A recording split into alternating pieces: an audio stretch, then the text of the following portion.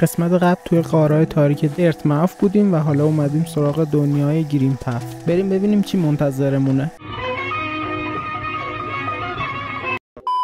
مثل هر منطقه دیگه که اولین بار واردش میشیم، اولین کاری که من انجام میدم معمولا پیدا کردن کورنیفره و خریدن مپ اون منطقه ازش. حالا باید به اینجا بریم که توی نقشه برامون مشخص کرده.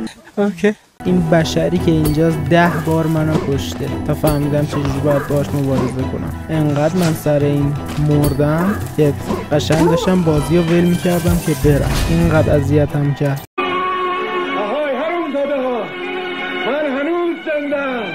شاید بخوایم بپرسین که چجوری میخوایم باس فایت این قسمت رو شکست بدیم. یه تاکتیکای ناشناخته‌ای داریم. انشالله به امید خدا به فضل پروردگار متعال از همون رمز ناشناختگی استفاده خواهیم کرد. پیدا کردن مسیر باس فایت واقعا سخت بود و من خیلی توی مپ تاپ خوردم تا تونستم مسیرش رو پیدا کنم و توی راه هم خیلی انمی داشت، یعنی سخت بود رسیدم بهش، ولی رسیدم به باس فایت اولین مرحله بود. معلوم شد ساده ترین مرحله هم بوده. شکست دادنش واقعا سخت بود و تا الگوهای حمله‌ش رو تونستم متوجه بشم 4-5 بار شکست خوردم ازش و این وسط یه بارم حتی رفتم که وسیله قدرتی چیزی بخرم که شاید قوی‌تر بشه، ولی هیچ نتیجه‌ای نداشت.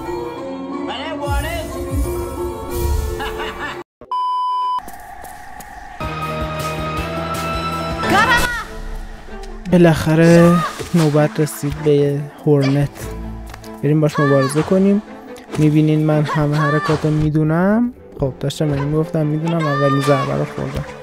به خاطر اینه که نزدیک 10 بار من شکست خوردم از این باس فایت و دیگه الان از حفظم حرکاتشو، ولی خب بازم سخته. ضربه میخوردم ازش، خطرناکه اینجا. بله ضربه رو خوردیم و اگر خیلی هم ازش دوری کنین دوباره نمیتونین، یعنی شکستش بدین. این برای فاز اولش. یه هیل بزنیم تا بلند نشده، ضربات بعدی رو بهش بزنیم. این خیلی چیز خطرناکی نیست اگر نزدیکش نباشین، ولی اگر نزدیک باشین هیچ جوره نمیشه فرار کرد ازش. ضربه‌های از بالا به پایین اصلا فراموش نکنین، مثل همین خیلی تاثیر داره. گفتم اگر نزدیک اون حرکتش باشین خطرناکه. اینم فاز دوم. همیشه باید هیل کنه آدم. خب همون جایی که هیل کردیم دوباره جون از دست دادیم. این حرکاتش هم خیلی چیز خاصی نیست، یعنی بعد از اینکه 10 بار مردین حرکات خاصی نیست. خطرناکه، رد کردیم. این اولش که مبارزه میکنین باهاش خیلی اینا اذیت میکنه. دیگه فکر کنم آخر فاز 3 باشه.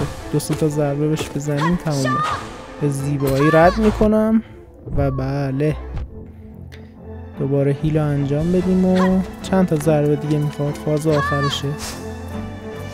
ضربه های آخرم بهش بزنیم یکی دیگه و بله همونطور که گفتم اینم برای این فاز.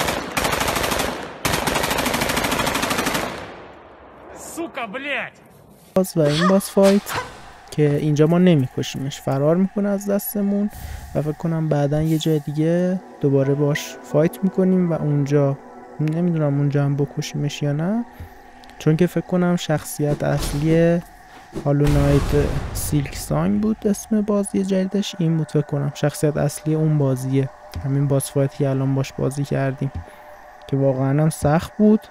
خیلی سخت‌تر از فالس نایت بود، ولی خب بعد از اینکه 10 بار بهش ببازی بالاخره یه بارم میبری که واقعا حس خوبی میده این برد.